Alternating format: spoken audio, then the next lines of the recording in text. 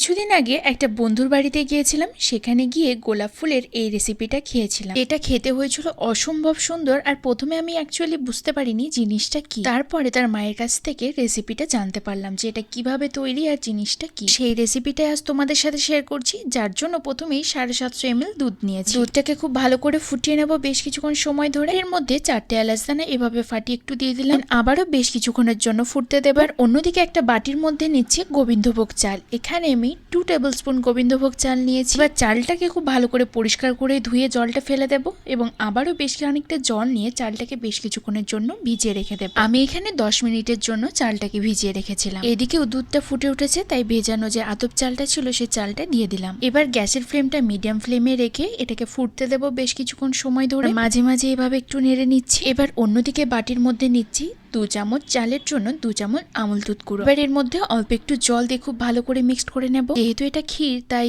এমনি দুধ দেওয়ার সাথে সাথে একটু আমুল দুধ গুঁড়ো দিলে সেটার টেস্ট কিন্তু অনেক বেটার হয়। এবার এর মধ্যে আমুল দুধ গুঁড়োটা মিক্সড করে দিলাম এবং দিয়ে দিচ্ছি বেশ কয়েকটা গোলাপের পাপড়। এটা খুব ভালো করে মিক্সড করে দিচ্ছি। আর এদিকে নিয়েছি কয়েকটা কাজুটাকে এরকম ছোট ছোট টুকরো করে কেটে নিয়েছি। এবার কাজুটা এর মধ্যে দিয়ে বেশ কিছুক্ষণের জন্য ফুটিয়ে নেব। আর এই সময় গ্যাসের ফ্লেমটা একদম লো ফ্লেমে রাখবো। যেহেতু এটা রোজ ক্ষীর বানানো হচ্ছে বা গোলাপের পায়েস বানানো হচ্ছে, তাই এর মধ্যে বেশ খানিকটা পরিমাণে রোজ সিরাপ দিচ্ছি। তাই আমি এখানে যতটা পরিমাণে চাল দিয়েছিলাম ঠিক ততটা পরিমাণে রোজ সিরাপটা দিলাম। আর দিয়ে দিচ্ছি স্বাদ মতো চিনি। এবার খুব ভালো করে মিক্সড করে বেশ কিছুক্ষণের জন্য ফুটিয়ে নেব। এই পায়েসটার রংটা একটু গোলাপি আনার জন্য আমি এখানে 1 ফোঁটা লাল ফুড কালার ব্যবহার করেছি। খুব ভালো করে মিক্সড করে নিচ্ছি। তোমরা চাইলে এটা নাও দিতে পারো। এখানে আমি রোজ সিরাপটা মেন ব্যবহার করেছি গন্ধের জন্য। তো যাদের কাছে রোজ সিরাপ থাকবে না, এর মধ্যে অল্প একটু রোজ ওয়াটার অ্যাড করতে পারো, তাহলে এই গন্ধটা চলে আসবে। যাই হোক, ক্ষীরটা একদম রেডি হয়ে গিয়েছে। এবার গ্যাসের ফ্লেমটা অফ করে দিয়েছি। এবার এই গোলাপের পায়েসটাকে আমি আধ ঘন্টার জন্য ফ্রিজে রেখে দেব। ব্যাস রেডি হয়ে গেছে একটা অসম্ভব সুন্দর স্বাদের